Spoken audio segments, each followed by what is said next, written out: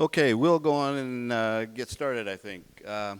Thank you, everyone, for coming out. This is Capturing and Managing Reality. Just a couple of quick introductions. Peter's going to be the moderator here. We're going to be doing some audience participation. Ooh, and we're going to try to make it a little bit fun. You're going to have two speakers today. You're going to have Tobias, my colleague here, and myself, Joel.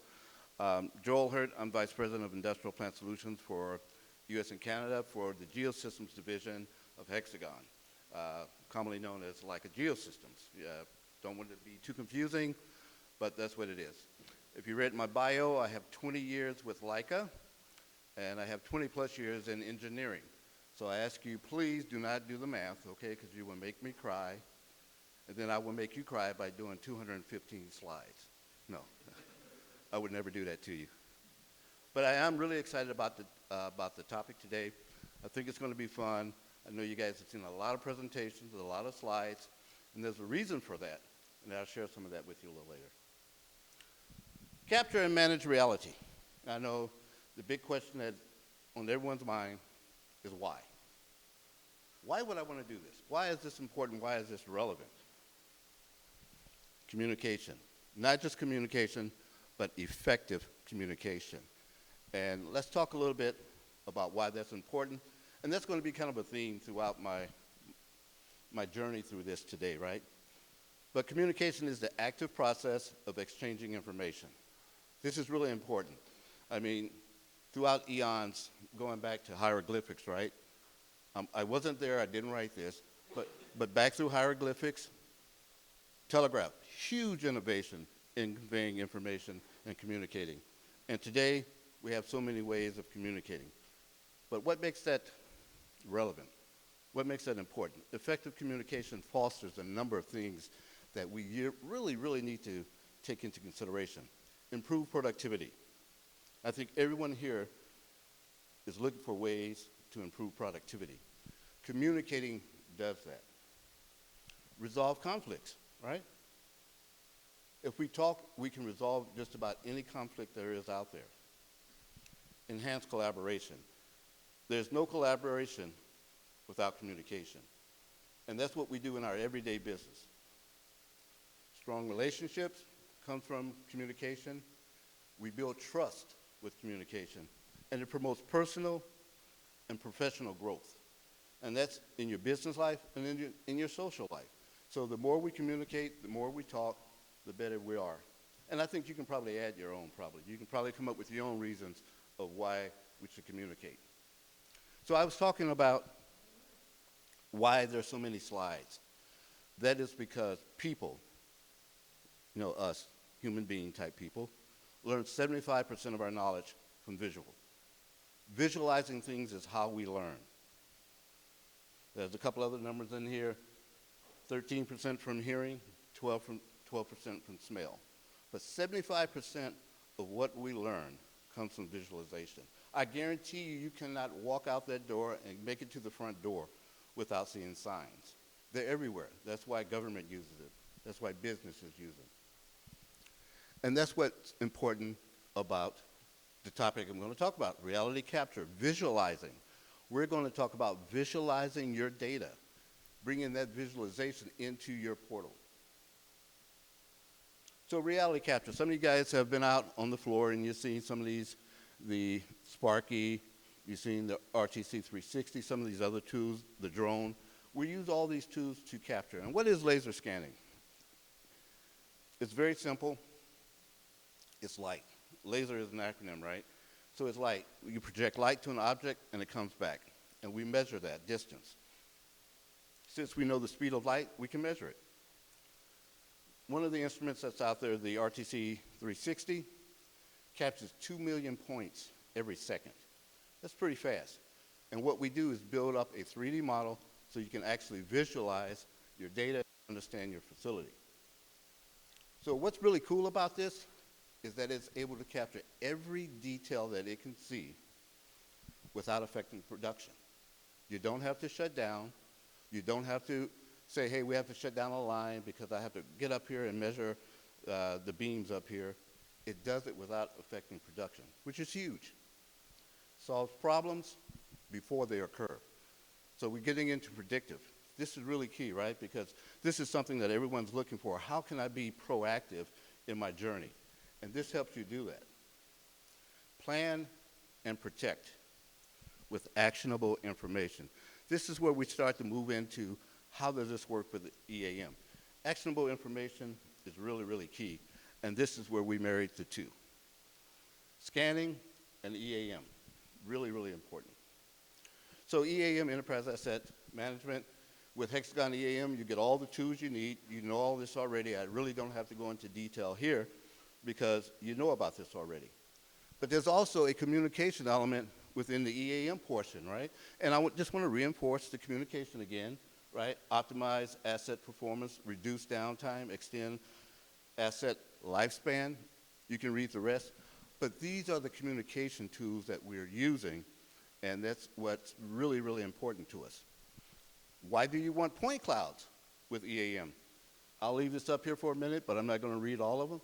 But enhanced insight, visualization enables more reliable maintenance. Risk mitigation, everyone's always looking for ways to mitigate risk. And here's one a lot of people don't think about, regulatory compliance. Not unless you're in that division that does regulatory compliance, but regulatory compliance is really big. These are things that we can work with. So if you think about it as a digital twin, this is kind of the DNA for a digital twin. I'm going to start this going here. Boom, right, perfect. So as you can see in the top, that is a drone that is actually scanning. It's capturing the facade of that building. And at the bottom is a laser scan that has already been incorporated with EAM. So you'll be able to see where it clicks on an asset, and it'll be able to bring that asset up, and you can now start to visualize what your asset actually looks like. So some of the areas that it helps you with is asset management, work management, inspection management, and budget management. These are also all key areas, particularly budget management. We're always looking for ways that we can save money. How can we help the company in that manner? Maintenance planning, safety management. I cannot put enough emphasis on safety, right? I'm a real safety guy. I really believe in safety. Even the 2 steps over here, I count the steps before I go someplace. You should think about that when you go home. Count the number of stairs it takes to get out. In case there's a fire or it's dark, you can't see, count the number of stairs, and you'll know how to get out of your home. Share that with your parents, your friends, but it's a good key aspect. Here's something pretty cool. Another one of these did you knows. I like these. There's 70 million baby boomers, 65 million Gen X. Here in the US, it is expected that 75 million people are expected to retire in the next 10 to 15 years. What happens when all that information walks out the door? Now you can begin to save this information and share it out. And I think everyone in here remembers COVID. No one's going to forget COVID. But you had limited access to your facilities. So having it graphically and tied to your EAM system, it becomes much more compelling. This kind of drives the digital twin. If you haven't thought about the digital twin, I wanted to just touch on it for just a moment. Executive that tracks the ROI sees 10% gain in using a digital twin, 18% average revenue growth. This is really huge, and 8 out of 10 organizations interviewed say the digital twin is helping them reduce carbon emissions. Once again, being mindful of sustainability, reducing carbon emissions, I think is everyone's responsibility. So introducing EAM Reality Viewer. And now we want to get into how this actually works, how we're going to bring this together. And my colleague, Tobias, is going to come up and share some of that information. Tobias? Thanks a lot, Joel. So, quick background about me. I'm with Geosystems not quite as long as Joel yet. I'm working on that, but he has a head start. I started about 3 years ago with Hexagon. I took care actually of the drone, so I still like to call it my baby. I was business lead globally, so I did a lot of global business development on it, while on the same time also selling it locally. Local was for me Central Europe, from Norway, Czech Republic, all the German-speaking region, and I love to be out with customers. Not because I like to speak and I like to annoy them. I love to learn from people. I like to be in their shoes, and that's why I'm so happy to have you guys here, because I want to basically just borrow your shoes. Like, not because I don't have any, but I want to see how you see your world. Because we come here with assumptions, we come with ideas, we think like, hey, there might be a connection actually of how we can combine laser scanning and asset management. And so we're learning. We're learning a lot. Last year actually started, we had it was called Interdivisional Business Initiative, cross-selling EAM into Geosystems accounts and learning from that. And that's also where the reality viewer actually comes in, where we have like a first step of trying to combine the data. Not because we are keen on just combining data, but because we're keen on providing value for you. Now, let me give you a little bit of a glimpse actually what laser scanning can do.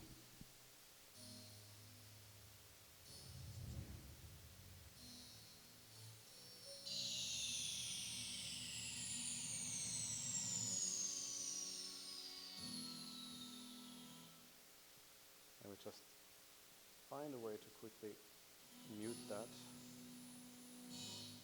There. So, what you see here is actually laser scan done by the drone.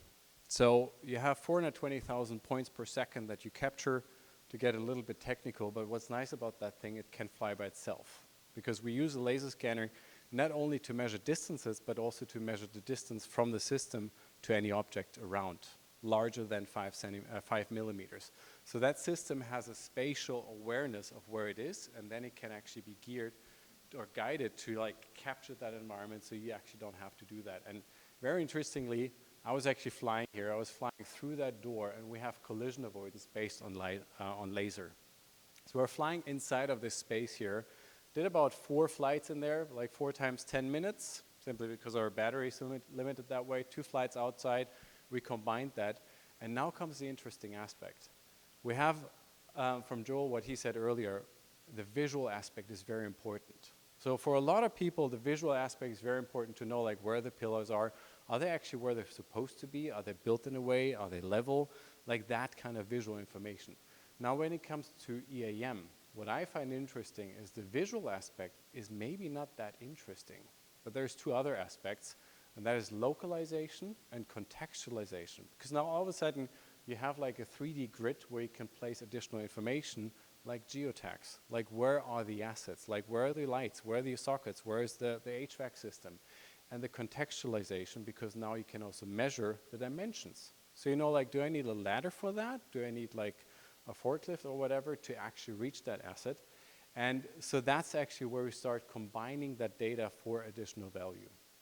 Now, to give you a little bit of an example, like where we actually do that and where we're working with customers, it's the flexible companies, like flexibles in terms of foils, packages, things like that. They actually came to us, they're like, hey, we have a problem.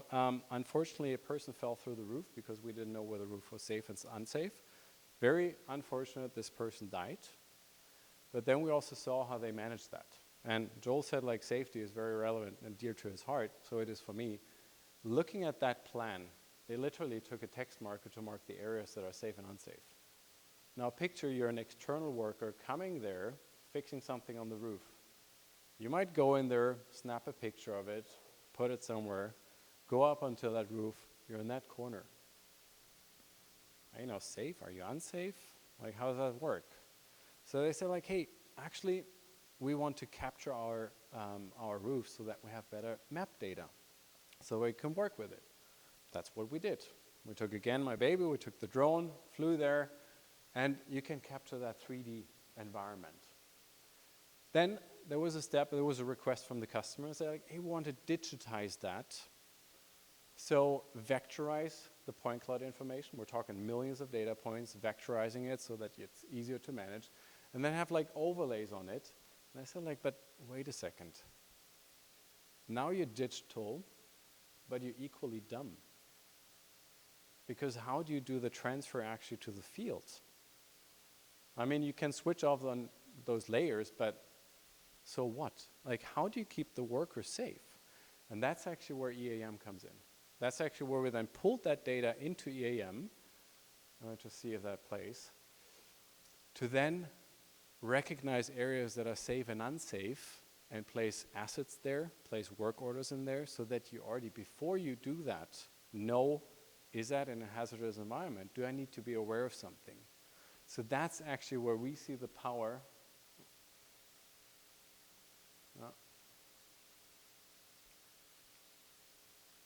Let that quickly play. That's where we see the power of combining that data for additional value creation.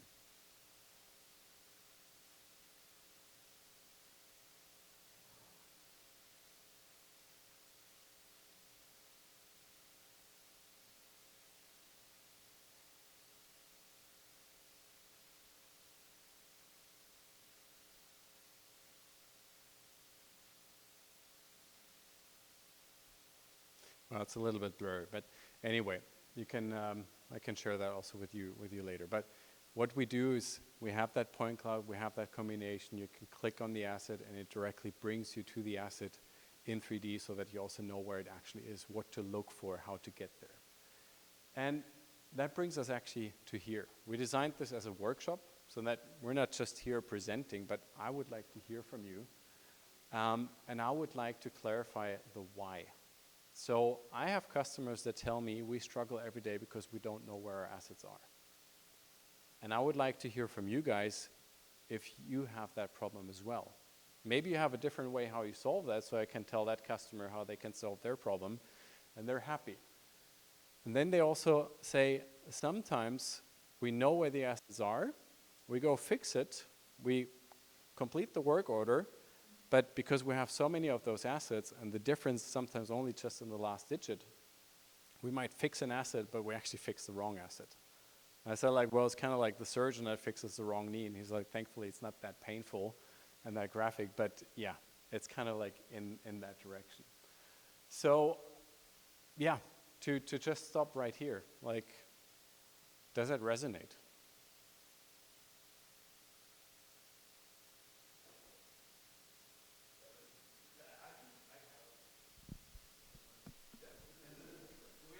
Please, yeah.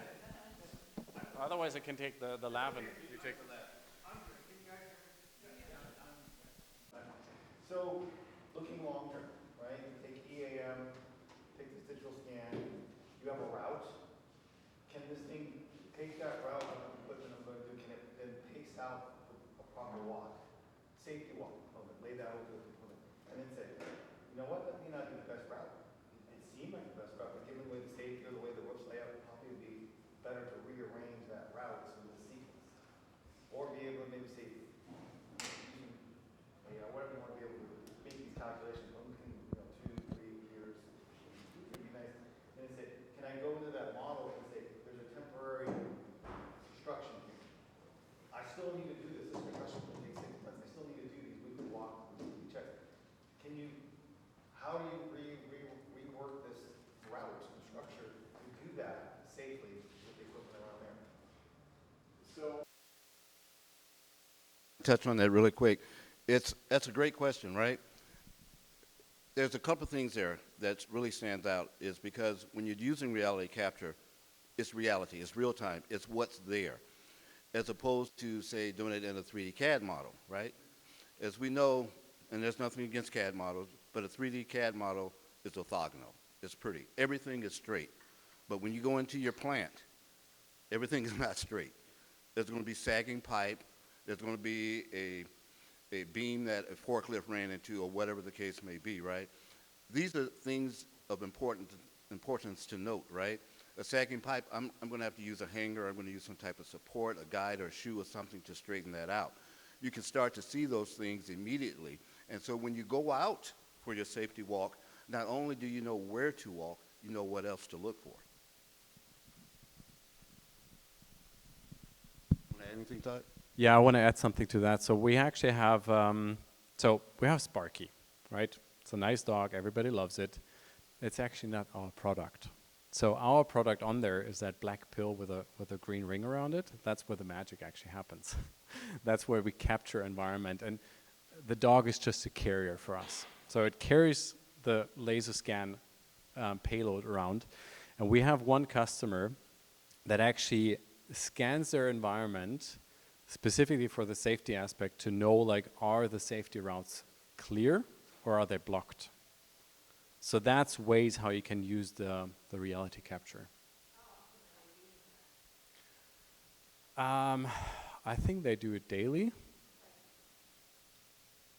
Daily, and it's also dependent upon your work process, which we can definitely help and suggest, right? The device that Toby is speaking about is the BOK Arc. It's the device that's on the front of the quadruped that it can actually come off and be used. But if you think about in the automotive industry, and we work quite a bit with them, they have quite a few of autonomous vehicles that are running around the facility all day long. And we can work with that manufacturer to put it on their autonomous vehicles, and as it's running around, it's capturing all day long. And so for those manufacturers that are doing just-in-time manufacturing, right, such as in automotive sometimes, okay, this bin is getting empty, it'll know another robot will come and bring parts to it. The same thing, we capturing all the time. Bruce.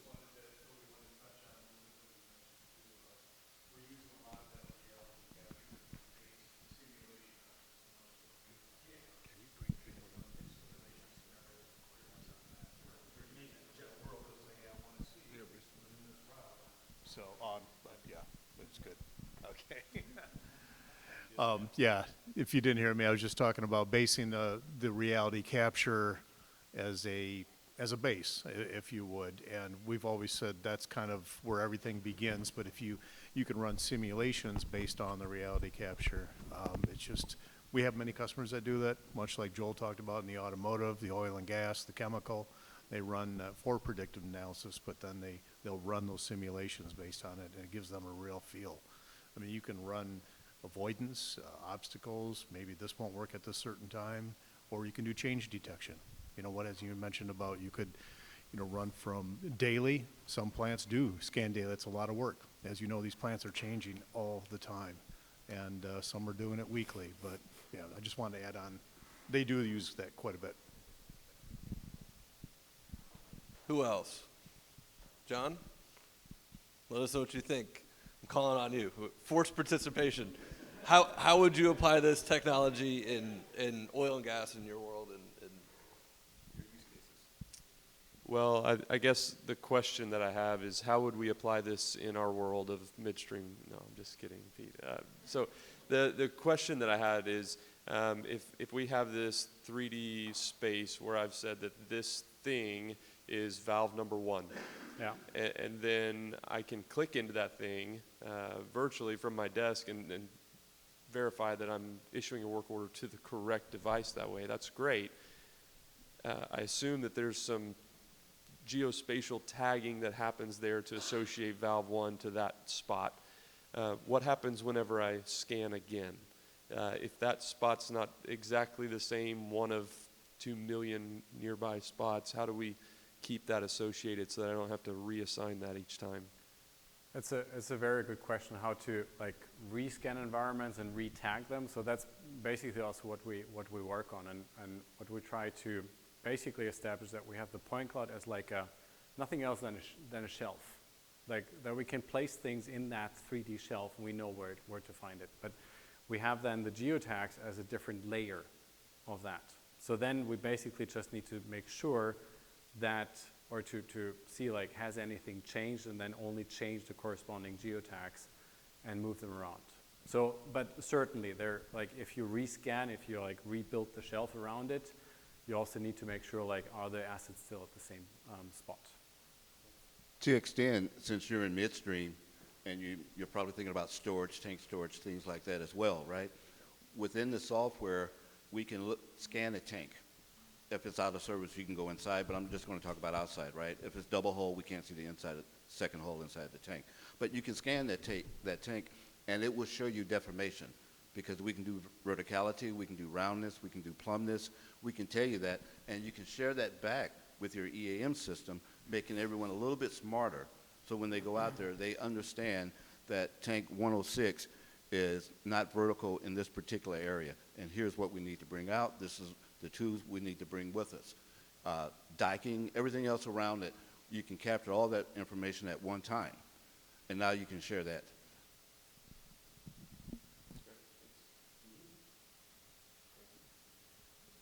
Anyone else? Feedback, questions, thoughts? This is open forum. Sorry? So what the points are on there? So let me just go through that and explain a little bit of the basics in here. So basically what you see here now is the roof that we scanned, or actually part of that under the roof is basically the production line. And what you see, the dots here, we call them setups. So when you come from the static scanning or terrestrial scanning, like you have a scanner, you saw it also, I don't know if it has a name. Sparky has a name, does the? No, I mean the RTC. It said mic on it. Let's just call it mic. I know, I call it mic now. So when you use a mic, so when you use a scanner on a tripod, you have to place it, it goes around, it takes a 3D scan, and then you move it and take another 3D scan. You basically just do that because whenever you scan something, you hit a point and you have a scan shadow. And you want to have a complete scan of the environment, so you need to move it around to eliminate scan shadows so that you actually then have a full 360 view of the environment. And that's basically what you see here. Those are setups. Now, here we use the kinematic scanner or mobile scanner. That one is constantly scanning. It positions itself several thousand times per second so that it knows where it is so that you don't have any scan shadows. And then we create virtual setups. So then what you see here in the video is like at those setup points, we also create panoramic images. And those panoramic images actually help us again with the localization. So once we click on it, we then get pulled to the panoramic image. It pans to the area where our asset actually sits at so that we know like, okay, it's in that location. I have to look into that corner to find my asset.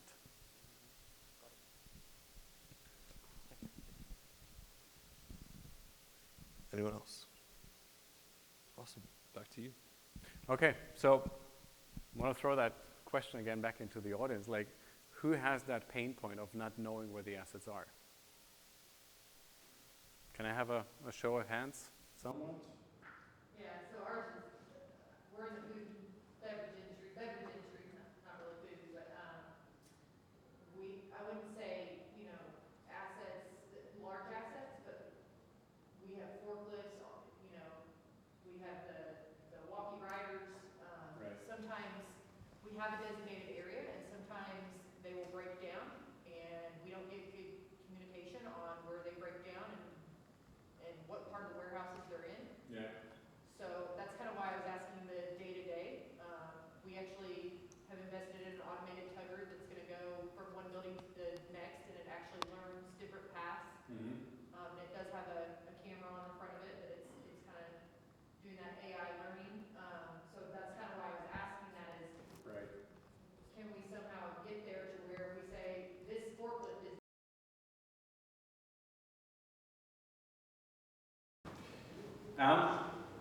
We don't do that with that kind of setup. I would say it works very well with like fixed assets, like where we know like they are assigned like a location. It's more like the use cases I see here, I would say like it's a lot of facility management, it's large scale equipments, because that's where I see a lot of people lose a lot of time actually, or you have like external contractors come in, do maintenance work, and they look around like, where is that even?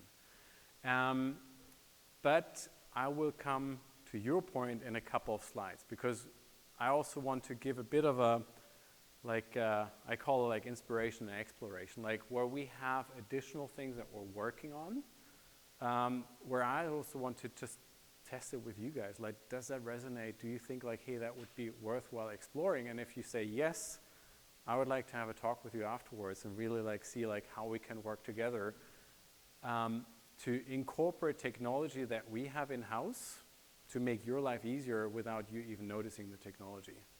So one element, you talked about the tagging, or the auto tagging is also a very important aspect for us because a lot of assets are already installed. So we're in brownfield applications. It's not like you guys go out and then you can like tag everything. So once we need to establish that 3D shelf of information, we need to also know where we can place all that information. And that's what we also look into. So it's a bit of like innovation pipeline, how we work with getting information from images so that we read them and that we then create geotags automatically. And what you see here is actually how we can go through the data that we have from a scan, and you see like here different labels. And now what it actually does is reads that text and then places a tag in there so that we then can connect it again to EAM. So that's like one way how we want to tackle like the massive amount of data that is already available to actually get that work done. Because otherwise that job is quite tedious if you have to go through and then like manually tag a lot of things. Now I come to your point. Something that I'm currently also looking into is we have a tech team inside called Immersal. And what they basically do is they do like a visual positioning. Well, let's call it like a 3D footprint of your environment. So when you look around, you see a lot of what we call features. That could be any like corners, it could be like the light, it could be like anything that you actually, that you see as like a marker and that a machine can actually see. And now we can track those markers in space when we move ourselves. And that's actually what you see here in that video. So it's working on a mobile, you go around, all those tiny blue dots are features that we track in the environment. So that way you can recognize, or you can actually give an environment a 3D footprint, and that's a starting point. Now, what happens next is actually that you can use that footprint or that fingerprint to to recognize where you are. So once you have that map established, you can actually send it to someone else. They take their phone, swipe it around in their space, and say like, "Ah, I'm here," because then all of a sudden you recognize your fingerprint from a different angle, and you can localize yourself. And now you can also place additional information into that. So we want to also then add those geotags into that space so that you can have augmented reality, that you can have routing. So once you have all the assets tagged, you can actually just give that to the external worker and say like, hey, just follow the guide, it will bring you to the right asset. Now to your point, when you also mentioned the forklifts and things, they have cameras on them. You can also use it then basically on those and localize them in real time in space. You could even do that with a worker just carrying a body cam, feeding that information to keep them safe. So there is certainly like possibilities. We don't have it work out of the shelf yet. I'm talking about technology, I'm not talking about products yet, but if that are use cases where you say like that geo-positioning would be highly valuable for us, let's talk. And now then an additional information or an additional layer of information that we can pack into that is also BIM information.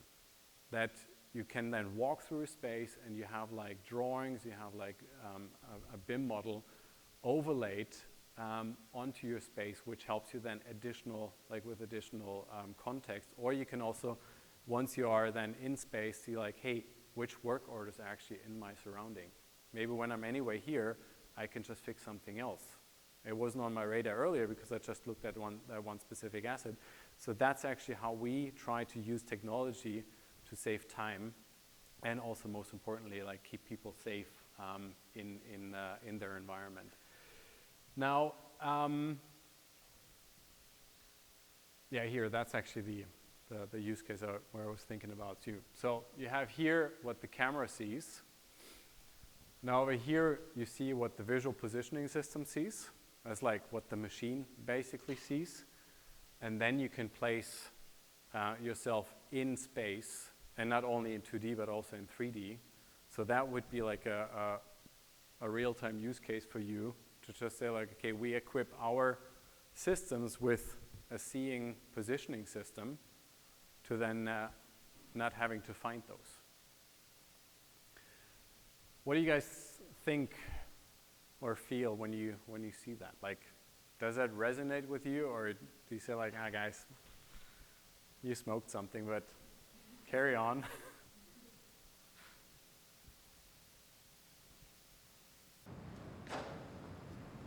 Do you have any customers using it for like training purposes? For training purposes, Yeah. absolutely. So Like you're a new hire and you're like, this is what the environment looks like? absolutely. So Immersal, which like we acquired a while back, they have customers in that space where it's really about this, like going on site, training. I mean, there's lots of possibilities. I even saw, who was it? Someone showed that to me, like when you have like a fire extinguisher with a AR tablet, and you can like virtually like simulate a fire and extinguish it. So there's tons of training possibilities actually with that. The advantage here is we create that fingerprint without additional markers. So you can actually then get any environment, just tag it once with the fingerprint and then reuse it for a bunch of different scenarios. And also for the training purpose, that's also where we see digital twins helping massively, because you disconnect the action or the simulation from the actual space. So you can simulate wherever you are, or someone in Chile can look at a facility in Germany without actually having to be there.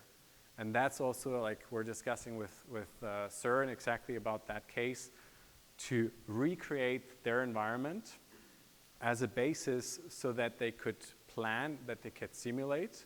Because when you have to like install something, when you have to like exchange something or whatever, you might want to know what you have to do before you're actually there and have to figure it out on site. Because for them, a very big aspect is safety, is accessibility.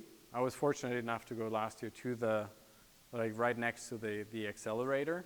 It was pretty impressive, and they said like, you're a lucky one, because not a lot of people actually get to go there. So, and there's environments where I was not even allowed because there's radiation. So when you then can, think about like, you have an environment, you have a digital twin, you can plan, you can simulate. Firefighters can think about, okay, how do we get to places quicker? How do we simulate all that? So there's massive possibilities there. But again, you need the basic data to be able to do that, and data that you can trust. Yeah, I was just going to add to that. I spoke with a safety officer at one company, and they told me they really enjoy doing this because they can increase their OSHA safety hours by not having to go into the plant with someone who doesn't know the plant. Not only that, and here's another aspect, is if there's work that's going to be done inside the facility, they can use this technology, put it on a secure web, and instead of having contractors come in and walk around, you have to go to our website, we'll give you a password, and you can look at it there. Once again, OSHA safety hours go up, but also it ensures an even playing field, if you will. You can't say that you showed it to Jane, but you didn't show it to Mary, but you showed it to John, and we're bidding inaccurately. Now everyone gets to see the same thing, and safety hours go up. It's very interesting to us. We don't use it. That's why I come in here.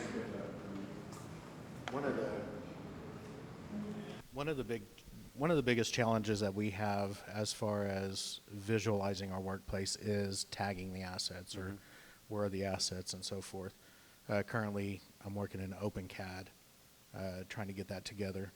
Yeah. It seems like this has a way, or you explained in your roadmap or your future version, that you'll be using the capability of reading a label, right. to find where an asset is. How far out do you think that is? It's a couple months to do that. I mean, the like what you saw here with the auto tagging, like once you have the visual information, like the pictures of it, it does work already right now. Like we have a demonstrator. It's a matter of like implementing it. We do have, I mean, there's always a question like what base information do you already have? Do you already have scans of that facility, and do you have like images that we can use? Then we can happily look at those information. Otherwise, like what I'm actually just doing next week, so I'm taking the ARC, the module, the laser scanning module, I'm going to a warehouse. And so we just walk through that warehouse and actually take pictures of labels and create tags while we're scanning. So you can create that map, that 3D map, and directly also tag your whole environment. And then once you have that, you have the baseline to then work on top of that. So are you saying even without the LEICA scanner, you can do that? We can look into that. Basically what we need is the point cloud, and we need the images. I mean, what we can do also, I mean, that's with any laser scan, we can tag it. Like, so we can go into that 3D space and then place geotags, and then that way you have the connection to EAM. So that is possible right out of the box with our software. So if you wanna know more about that, we can happily set up a call and show you how we could do that. Good point to clarify. If you already have existing scans, we can use them. It doesn't matter. In my humble opinion, the LEICA scanners look better. No, but if you have existing scans, that makes it even easier. You have that baseline.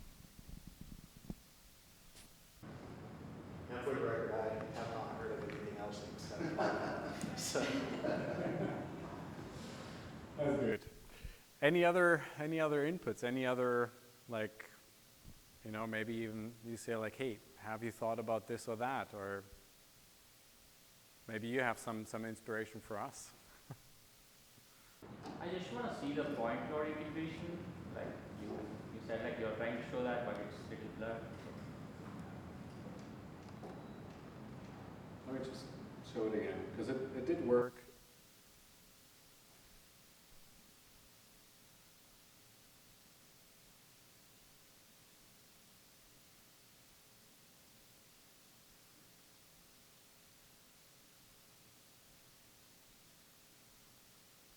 I'll just play it from here. So that's basically where you see it. Like you have a 2D map, and now you have the point cloud over here. You can click on the assets, and then it directly takes you into the panoramic image of that scan and shows you where that asset is. And that works out of the box today. Like if you say like we would like to have that, we can show it to you on site, do a scan with you, do the tagging, integrate it into our platform, and then you have it available right in EAM. And then that is also the part where we then can overlay that hazardous information or that critical information to know, like, is that safe or is that unsafe, so that you know right from the start, wait a second, that asset is in a critical environment, and then you're aware of it, or your work order.